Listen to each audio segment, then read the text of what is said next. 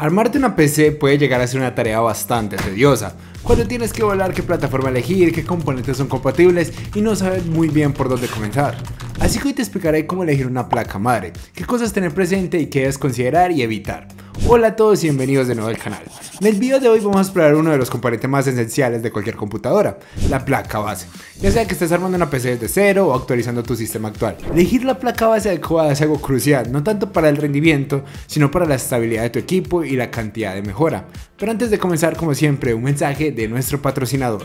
Algo que realmente me disgusta de un PC nuevo o cuando lo acabas de formatear es que te aparezca esta horrenda marca de aquí abajo y tener que pagar con medio riñón para poder tener Office de manera legal. Pero una alternativa a esto va a ser MyKeyShop. Es una página de venta de claves OEM, es decir, claves que están hechas para fabricantes que van a estar ligadas a la placa y al procesador. Es decir, que si cambias alguna de estas dos, pues la clave se va a desactivar. Solo es entrar a la página que te voy a dejar abajo en la descripción. Comprar una clave de Windows, las cuales son totalmente actualizables. Además, si una clave de Windows es bastante económica por tan solo 14 euros, con mi código de descuento QUITA, todo en mayúscula, vas a tener un 55% de descuento, quedando en una clave mucho más económica. El siguiente paso es simplemente introducir el código que te envían y listo, tienes Windows activado. Muchas gracias a MyKeyShop por patrocinar este video y podemos continuar.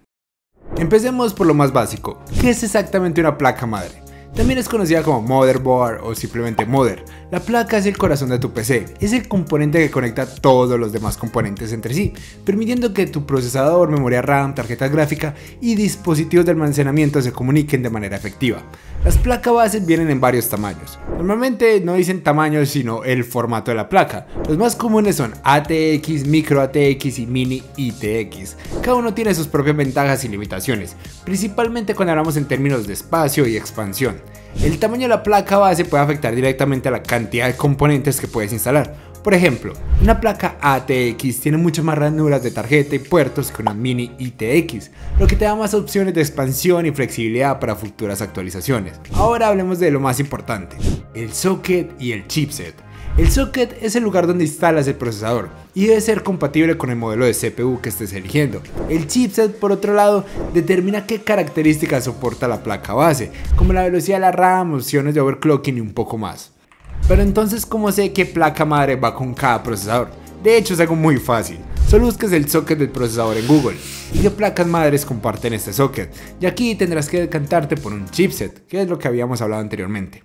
Cuando seleccionas una placa base, algunas características a considerar incluyen la cantidad de ranura RAM, tipos de conexiones para almacenamiento tanto SATA como NVMe, soporte para múltiples tarjetas gráficas y la calidad de los componentes de audio y red. Las placas base se dividen en tres gamas, baja, media y alta. Cada gama está diseñada para diferentes tipos de usuarios, desde los principiantes hasta los entusiastas del PC que buscan el máximo rendimiento. Te voy a poner un ejemplo bastante fácil para que lo entiendas mejor. Vamos con un procesador Ryzen 5 5600. Si buscas en internet, este procesador pertenece al socket AM4. Aquí tienes varias opciones para elegir. Iniciamos con tres gamas de placas, las A, que son las placas de gama baja, B, que son las gama media o media alta, y las X, que son la gama alta o incluso los entusiastas. Todas estas comparten el mismo socket, pero no son del mismo chipset. Las A de socket de AM4 son las A320 y A520. Son lo más básico y de hecho la misma web de AMD las califica como placas que son plug and play, conecta y juega, como lo más básico que te puedes encontrar con todo este socket. En las B nos vamos a encontrar con las B350, B450 y B550. Aquí ya tienes mucha más conectividad, mejores materiales y obviamente entre estas hay algunas mejores que otras, pero ya cuentas con cosas como PCI 4.0 o incluso más de una conexión para NVMe. Y por último nos encontramos con las X. Tenemos las X370, X470 y X570. Ya estas boards son más orientadas para el overclocking, PC de alto rendimiento o estaciones de trabajo y es más que nada para fanáticos o entusiastas. Podría resumirlo como las boards A320, B350 y X370 son la primera generación que salió para este socket, así que no sería la opción que yo escogería. Las B450 y X470 fueron la segunda generación de placas, las cuales ya tenían mejor conectividad y más ancho de banda y soportaban mayores frecuencias. Y por último las A520, B550 y X570 fue la última generación de placas que lanzaron los fabricantes para M4 y ya cuentan con mucho mejores características. Pero entonces, ¿por qué tenemos las 300 y 400? Esto es debido a que fueron lanzadas en diferentes generaciones. Por ejemplo, los Ryzen 1000 y 2000 son AM4, pero contaban con las placas 300 en sus inicios. Luego, cuando fueron saliendo más y más generaciones, también se actualizaban las placas madres para cumplir con los requerimientos de estos procesadores. Ahora con la generación de Ryzen 7000 y 8000 es bastante sencillo, ya que solo tenemos las A620, B650 y X670. Ya también con el paso del tiempo y la salida de más procesadores, obviamente tendremos más clase de chipset. Ahora, para que el ejemplo no sea solo con Ryzen, vámonos también con Intel. Vámonos a la última generación de Intel para que hagamos la comparativa mucho más sencilla. Sus procesadores de decimosegunda, decimotercera y decimocuarta generación son del socket LGA 1700. Aquí la gama baja sería las H610. Estas no están hechas para overclock y son bastante sencillas. Algunas cuentan con Wi-Fi como máximo. Pero para no excluir también a los PCs antiguos, los procesadores Intel de décima y decimoprimera generación son del socket LGA 1200, donde pertenecen las boards 500. Ahora las B660 o las B560. Algunas admiten el overclock en el CPU, ya cuentan con PCI 4.0, aumenta la cantidad de puertos USB y algunas otras cositas más. Ahora las H670 y H570, estas ya permiten incluso hasta el overclock en las memorias RAM. Algunas de estas ya tienen PCI 5.0, Wi-Fi 6, incluso más velocidad en sus USB. Y por último la gama entusiasta, donde tendremos a las Z590 y Z690. Esto ya te permite de todo: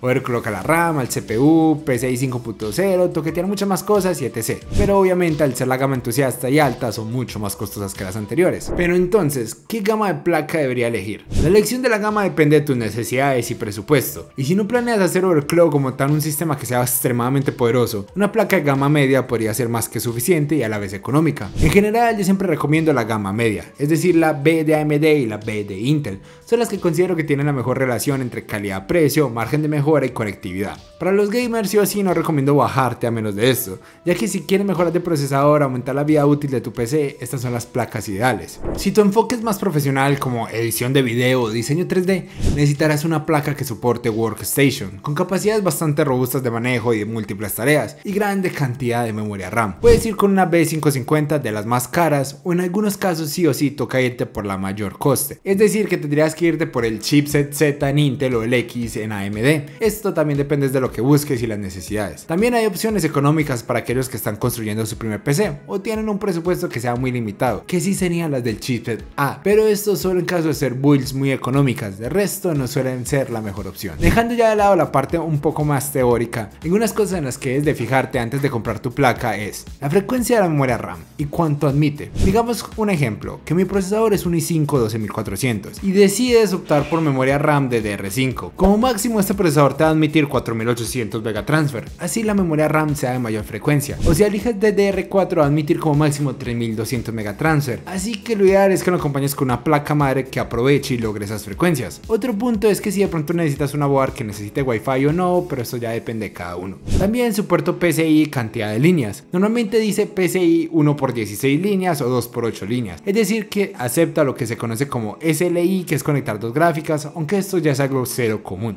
Ahora vamos a la otra parte bastante importante: los VRM. Según el procesador, el consumo aumenta obviamente, y aquí es donde estos cuadraditos que ves en las placas madres son esenciales para que tengas cero problemas. Estos son los encargados de llevar toda la energía a la fuente, a la placa madre, y regular a los valores que necesita el procesador de la forma más estable posible. Es decir, entre más cuadraditos veas aquí en la parte de tu placa madre va a ser mejor, ya que así regulas el voltaje de una manera más óptima. Incluso si tienen disipadores es mucho mejor. Por eso siempre recomiendo placas de gama media, ya que así evitas el calentamiento de los VRM, porque se reparte la energía mucho mejor. Esto normalmente los encuentras como fases de alimentación 8+1, 16+1. Pero en resumen, para overclock es mejor una placa con muchos cuadraditos, una buena fuente de alimentación y una refrigeración que sea decente. Antes de comprar una placa base, considera el futuro de tu PC. Piensa las posibilidades de actualizaciones, compatibilidad con otros componentes y verifica las reseñas para asegurarte que es una placa confiable y de calidad. En resumen, elegir la placa correcta es esencial para construir un PC que se adapte a tus necesidades y presupuesto. Espero que este video te haya sido útil para entender mucho mejor cómo hacer la mejor elección posible. Te agradezco mucho si te suscribes, le das like o comentas y compartes el video,